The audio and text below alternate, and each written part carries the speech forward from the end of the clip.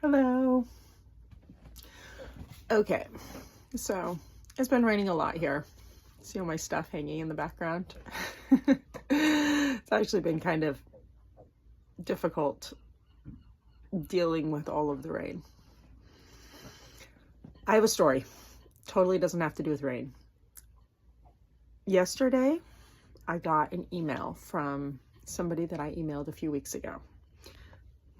I'm going to try to make this story as quick as possible. One night, I felt led by my spirit to go on Craigslist, and I realized that there is basically almost no job I'm willing to do. I think I might be broken.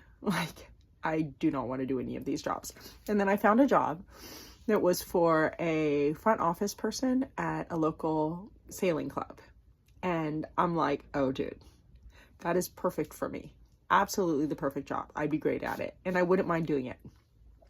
So then the next day I called and followed up with an email, and I didn't hear back from them. But probably within an hour of sending the email, I was like, oh, what have I done? I don't want a full-time job. How am I going to do the things I want to do? How am I going to create that startup? Which I'm foregoing dance for. These things matter a lot to me. And I just felt really convicted. And I talked to my son and I was like, so,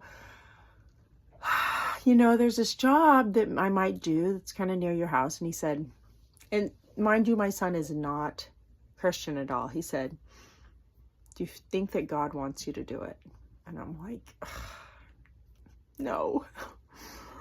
And he said, then you're not going to do it, Mom. And I was like, you're right. You're right.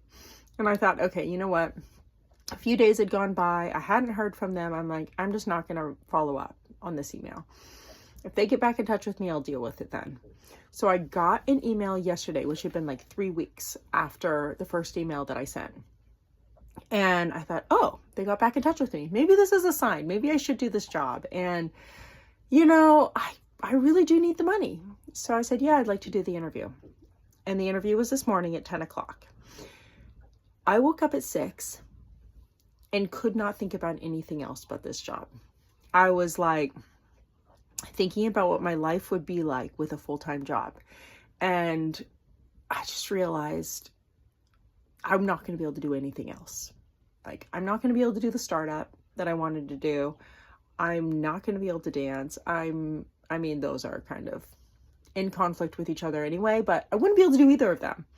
I won't be able to continue volunteering at my son's school. I don't even know how I'm going to be able to go to my dentist appointments and stuff. I know people with full-time jobs go to dentist appointments, but I have a lot of them because of my braces. Anyway.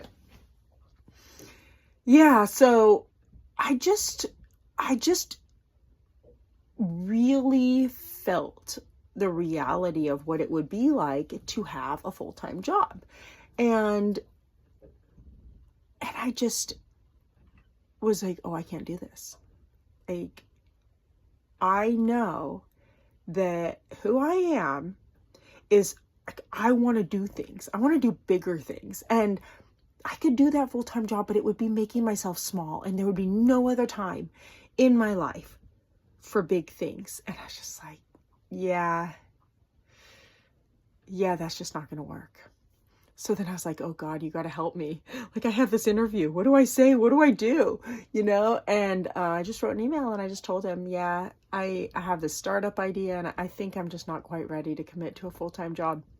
I said, if you guys have 1 or 2 days a week that you need someone to sub in or something, I'd be happy to do that. I'd love to be part of the community. And, so it was a really good email. It was still being open to connection, being open to contributing, but a full-time job is just not the path I want to take. So the thing that I feel was a blessing about this whole thing was, one, of course, I learned, listen to the spirit. Don't just be jump on something just because you're scared. Oh my gosh, there's no jobs that I could possibly do. Oh, I could do this one. I should do that. No, ask first, right? So you don't have to have those uncomfortable interactions. And the other thing that I found really valuable about this experience is that it made me think about what my life would be like if I had a full-time job. And I realized that it would not just be, you know, keeping me from doing other things, but it would also be a really pretty intense life. I would get up pretty early, get to work, make sure I had my food packed. You know, I'd have to exercise. I exercise 2 hours a day, so I'd have to exercise at lunch, exercise after work. If I wanted to pray before going to bed, I like all of these things. If I wanted to read the Bible, all these things, like it would be there'd be a very short amount of time to do them all. And I thought to myself, wow, if I was that serious about anything in my life, as I'd have to be about this full-time job just to like make like what I need to survive, like I'd be being a whole lot more serious than I am right now. And so it was basically a lesson for me of saying, like, God was showing me like, hey, you know, if these other things don't work out, this is what the life would be like. So you should at least be as serious about your startup or about dance or whatever as you would have to be for a full-time job, even one that you'd like, because it's basically your whole life. So like, be as serious about that as about this job. And so I feel like this experience was beneficial to me. Two things: it reminded me to check with the Spirit before I say, you know, hey, yeah, I'm interested in this. And the other one is, you know, this is what people do. This is how hard people work. So like, if you are doing something that's outside of the norm, you need to at least work that hard, because if you don't make it, you're going to be working that hard anyway. So that was pretty cool. And I think there was something else that I wanted to say about this, but I can't really remember. Anyway, I gotta go. I gotta go take a shower and do some more work. Okay. Bye, everyone.